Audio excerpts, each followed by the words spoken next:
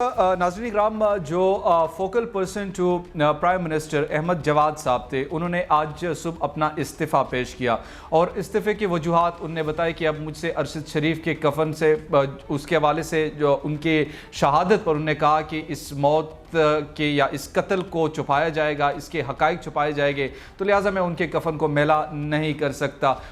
तो उन्होंने मज़ीद अपने एक ख़त जो वज़ीर आज़म को लिखा था, उस ख़त में उन्होंने क्या कहा मैं आपके सामने रख देता हूँ। मोहतरम वज़ीर आज़म साहब, अस्सलाम वालेकुम। आपकी इज़्ज़त अफ़ज़ाई का शुक्रिया कि आपने मुझे अपना फ़ोकल पर्सन मुंतख़िब किया, लेकिन आपकी मजबूरियों को देखते हुए मैं अंदाज़ा कर सकता हूँ कि आप आला तरीन ओहदा ज़रूर रखते हैं, लेकिन हुकूमत के तमाम फ़ैसले 3 मुख्तलिफ़ जगहों से आते हैं। आपकी सलाहियतों का मुतरफ़ हूँ, लेकिन आपकी मजबूरियों के पेश नज़र मैं अपना इस्तीफ़ा पेश कर रहा हूँ। मैं यहाँ ये वजाहत भी कर दूँ कि मैं अपनी ड्यूटी के दौरान ना तो कोई तनख्वाह ली और ना कोई गाड़ी ली, ना किसी किस्म की कोई और सहूलत या रियायत ली। अपनी पूरी सियासी ज़िंदगी में PTI और मुस्लिम लीग नून दोनों जमातों से एक पाई का फ़ायदा नहीं लिया। हमेशा अपनी जेब पर इन्हिसार किया और अपने वसाइल, अपने पैसे से खुलूस के साथ जुमात की मदद की।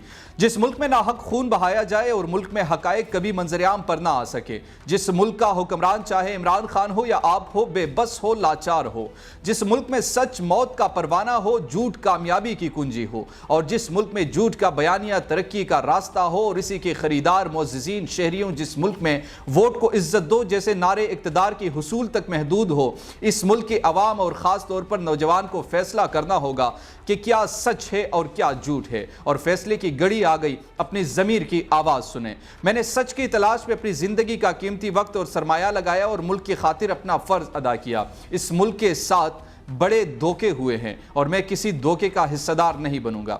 अरशद शरीफ के कत्ल की इंक्वायरी का अंजाम भी वही होगा और जो लियाकत अली खान और बेनज़ीर के कत्ल का हुआ। यहाँ सच को कफन पहनाने के लिए कमीशन बनते हैं, एक और सच को कफन पहनाने की तैयारी शुरू हो चुकी है। एक हुक्मरान के तौर पर क़यामत के रोज़ जो जवाब आपको देना पड़ेगा। आप एक अच्छे आदमी हैं, इस गुनाह में शामिल ना हो और इस्तीफ़ा देकर अपनी आखिरत संवार ले। ये चंद दिन की हुक्मरानी या आखिरत की लामहदूद ज़िंदगी का सौदा बुरा नहीं है।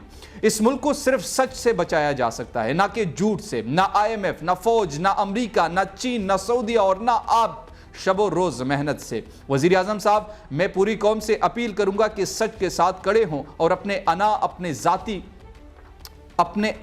अपने ज़ाती मफाद के लिए फ़ायदे और अपनी सियासी वाबस्तगी उसे बालातर होकर सच का साथ दे। इस मुल्क को हकीकी आज़ादी चाहे 75 साल के बाद भी हम ग़ुलाम हैं।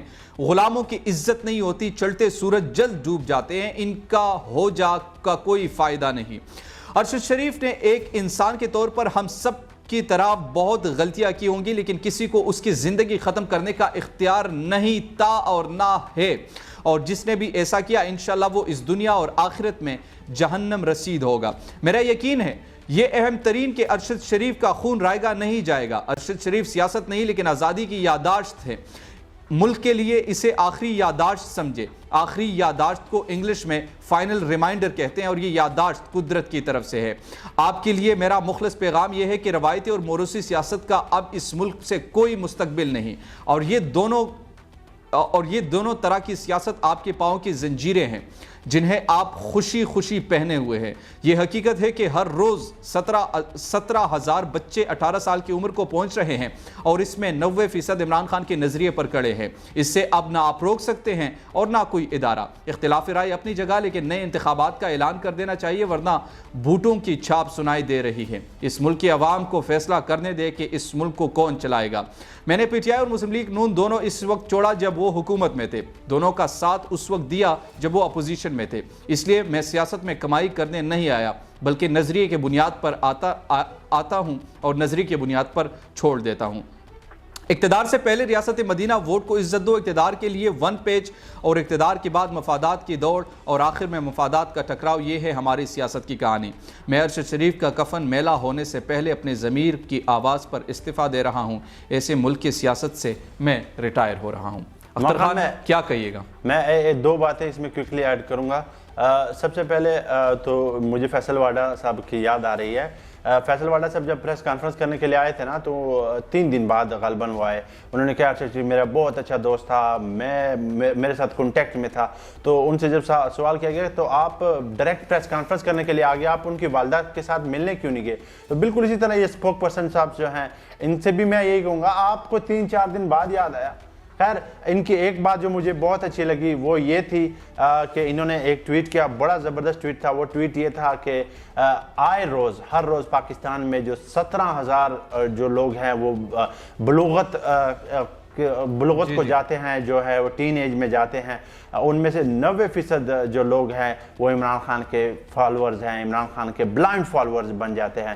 تو اس سوچ اور اس کی آئیڈیالوجی کو جو بدلنا اور اس کو چینج کرنا کافی مشکل ہوگا. ایگزیکٹلی یہی اسی پر ہم اختتام کرتے ہیں آج کے 1 to 1 شو سے کہ عوام کے فیصلے کا احترام کرنا چاہیے. عوام کے فیصلے کا احترام نہیں کریں گے تو ملک بھی ڈی اسٹیبلائز ہوگا. اگر آپ چاہتے ہیں کہ آپ اپنی قوت کے ذریعے سے, آپ اپنے طاقت کے ذریعے سے, طاقت کے نشے میں دھت ہو کر آپ کوئی فیصلہ کریں گے, وہ فیصلہ تو شاید وقتی طور پر آپ کر جائے مگر دلوں میں آپ گر نہیں کرتے. اور جب عوام نکلتی ہیں اور جب عوام کا پارا یا صبر کا پیمانہ لبریز ہوتا ہے تو پھر آپ یقین جانیے کہ ملک میں انقلاب ہی برپا ہوتا ہے.